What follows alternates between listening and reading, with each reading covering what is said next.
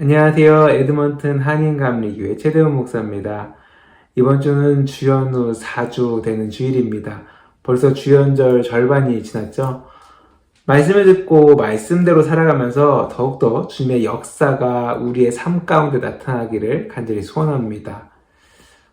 오늘은 예수님의 그 가르침 중에서 율법과 천국 이렇게 두 가지 가르침이 있는데 율법에 관한 말씀을 나누면서 우리 삶 가운데 예수님이 어떻게 나타날 수 있는지를 보고자 합니다. 전에도 말씀드렸지만 예수님이 예루살렘 입성 전까지 마가복음 1장에서 10장까지 나타난 그 내용들 가운데서 말씀을 보고 있습니다. 마가복음 1장에서 10장까지 중에서 예수님 율법에 대해서 가르치는 부분은 5가지 정도가 나옵니다. 먼저 마가복음 2장 18절에서 22절에는 금식에 관한 논쟁이 나오고요. 그 다음에 마가복음 2장 23절에서 28절에는 안식일에 밀 이삭을 먹은 것에 대한 바리새인들의 이야기에 이제 예수님께서 답을 해주십니다. 마가복음 3장 1절에서 6절에는 안식일에 손 마른 자를 고침으로 인해서 그 안식일에 대한 율법에 대한 가르침을 알려주십니다. 그리고 마가복음 7장 1절에서 23절에서는 장로들의 전통, 손을 씻지 않고 음식을 먹는 것이 부정하다라는 것에 대한 그 전통에 대한 것을 가지고 말씀을 가르쳐 주십니다. 마지막으로 마가복음 10장 1절에서 12절에는 이제 이혼에 관해서 묻는 사람들의 이야기에 대해서 대답해 주시는 부분이 나오는 걸 볼 수가 있습니다. 이 말씀도 역시 아래 댓글 창에 구절을 달아놨습니다. 마침 5부분이니까 주중에 한 부분씩 읽으면 좋을 듯 합니다.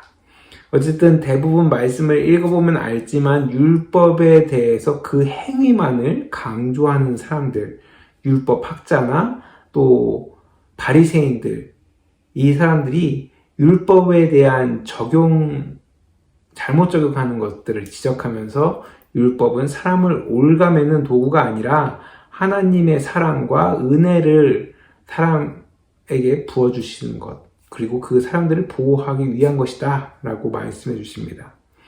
그런데 한편으로 생각해보면 이러한 율법에 관한 가르침은 지금 이 현대의 삶을 살아가고 있는 우리에게는 아무런 상관없어 보입니다. 왜냐하면 지금 우리가 이스라엘 율법을 지키는 것도 아니고 그 당시 사회 관습이라든가 여러 가지 풍습이 많이 달랐기 때문이죠. 그래서 과연 지금 이 율법들, 지금 우리가 이걸 꼭 지켜야 되는지, 이 말씀을 통해서 우리가 어떻게 적용해야 되는지 헷갈리실 수 있습니다. 그런데 가만히 생각해 보면은 이스라엘과 같은 율법을 지금 우리가 지키는 것은 아니지만 우리는 이미 수많은 율법과 규율 속에서 살아가고 있다는 것이죠. 지금 각자 살고 있는 국가의 법을 지키기도 하고요. 또 내가 살고 있는 그 터전 안에서 여러 가지 규율들이 있습니다. 그 규율들을 지키면서 살아가고 있다는 겁니다. 사람들은 누구나 자기 나름대로의 또 기준점, 규율들을 또 자기 마음 가운데 정해놓고 살아가고 있죠. 그래서 자신의 그 기준점이 낮은 사람들은 잘못하면 사회법에 접촉되는 그런 범죄를 저지르기도 합니다. 또 반대로 자신의 그 기준점을 높게 잡은 사람은 이 사람들은 소위 말해서 법 없이도 살아가는 사람이다 라고 이야기하는 사람들입니다. 그렇다면 여러분은 방금 이야기한 두 부류, 그 자신의 기준점을 낮게 잡은 사람과 높게 잡은 사람, 누가 더 좋은 사람이라고 생각하십니까? 물론 자신의 그 기준점을 낮게 잡은 사람보다 높게 잡은 사람이 좋은 사람이라고 생각하실 겁니다. 그렇다면 그 두 사람 가운데 한 사람과 같이 생활해야 한다면 누가 더 편할까요? 놀랍게도 자신의 기준점을 낮게 잡은 사람과 생활하는 것이 더 편하다라는 겁니다. 물론 상황에 따라 차이는 있겠지만 예수님 시대의 바리새인들 한번 예를 들어 보겠습니다. 바리새인들은 율법에 열심히 있었고 또 사람들에게 존경받는 사람이었습니다. 하지만 그와 더불어 되게 부담스러운 존재였다라는 겁니다. 그들은 율법을 지키지 않는 사람들을 보면서 지적하고 훈계했고, 또 자신들이 지키는 자신들이 율법을 지키는 모습들을 사람들 앞에 보임으로 해서 이렇게 살아야 된다라는 것을 보여줬던 것이죠. 그러다 보니 그들에게 율법을 지키는 것, 그 율법에 대해서 가르치는 것은 그들의 사명이었습니다. 그러다 보니 바리새인들은 자연스럽게 율법의 잣대에서 벗어나는 사람들을 판단하는 것이죠. 지금 우리도 마찬가지입니다. 사람에 따라 자신의 기준을 세우고 그 기준에 벗어나는 사람 지적하기도 하고, 또 마음속에 상대방을 평가합니다. 그리고 두 모습 모두 상대를 지적하든 아니면 마음속으로 생각하든 상대방에 대한 판단을 할 수밖에 없다라는 것이죠. 그리고 자신이 그 사람에 대한 평가를 하면서 그 사람이 선하다 또는 악하다라고 정의합니다. 그러면 이러한 우리의 모습이 과연 예수님 시대의 바리새인과 다를까요? 우리는 지금 우리의 법 안에서, 그리고 우리의 기준점 안에서 과연 상대방을 얼마나 생각하고 사랑하는 마음을 가지고 그 사람을 대하고 있는지, 그 사람을 판단하고 있는지를 되돌아봐야 한다라는 것입니다. 예수님 시대의 율법을 가지고 사람을 판단하며 정죄했던 사람들을 향해서 예수님은 그들의 잘못된 생각에 대해 지적하시면서 어떻게 행해야 될지를 분명히 말씀해 주셨습니다. 사실 율법에 관한 가르침의 정수는 마가복음 1장에서 10장보다는 마가복음 12장에 그 정수가 나옵니다. 바로 10계명에 대한 가르침이죠. 한 서기관이 계명 중에 가장 큰 계명이 무엇이냐라는 그 질문에 예수님은 마가복음 12장 29절에서 31절에 이렇게 대답하십니다. 예수께서 대답하여 이르시되 첫째는 이것이니 이스라엘아 들으라. 주 곧 우리 하나님은 유일한 주시라. 내 마음을 다하고 목숨을 다하고 뜻을 다하고 힘을 다하여 주 너의 하나님을 사랑하라 하신 것이요. 둘째는 이것이니 내 이웃을 내 자신과 같이 사랑하라 하신 것이라. 이보다 더 큰 계명이 없느니라. 아멘.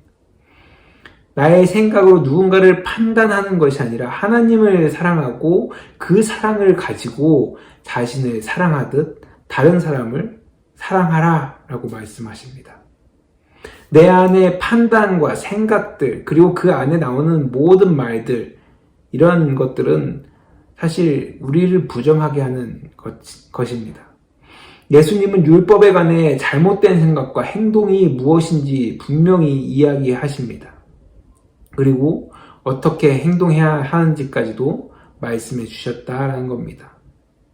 이제 우리는 예수님의 뜻을 분명히 깨달을 뿐만 아니라 누군가를 판단하고 정죄하기보다 상대방을 사랑으로 대하면서 성경의 기준에서 그 벗어난 사람들을 내가 판단하지 말고 하나님의 사랑으로 상대방을 사랑하고 그의 언행심사를 하나님께 맡기고 눈물로 기도하는 저와 여러분이 되어야 한다라는 겁니다. 그렇게 사람에 대한 나의 판단, 예를 들어서 내 가족, 내 이웃, 내 주변의 사람들, 그 사람들에 대한 판단을 다 내려놓고 그들을 사랑하고 또 그들을 품어줄 때, 그들을 위해서 기도해 줄 때 예수님이 우리 마음 가운데 다시 나타나시면서 하나님의 놀라운 일이 일어날 것입니다.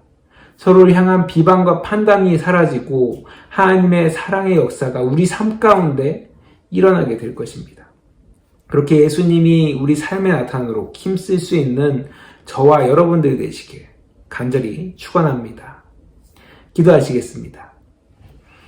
하나님 감사합니다. 오늘도 이렇게 주님의 은혜 가운데 귀한 주님의 날을 허락하시고 이 주님의 날 또 말씀을 나누면서 다시 한번 우리 삶 가운데 어떻게 주님이 나타날 수 있는지를 생각할 수 있게 하시니 너무 감사합니다.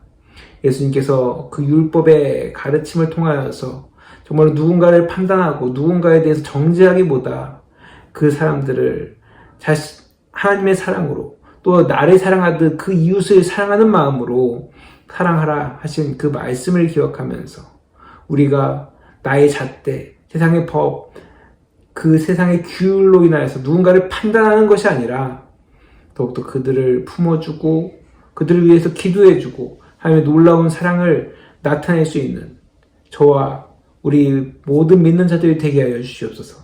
그리하여서 이 주연절 이때 더욱더 하나님의 놀라운 역사가 하나님의 그 은혜가 우리 가운데 임하는 일들을 경험하게 하여 주시옵소서.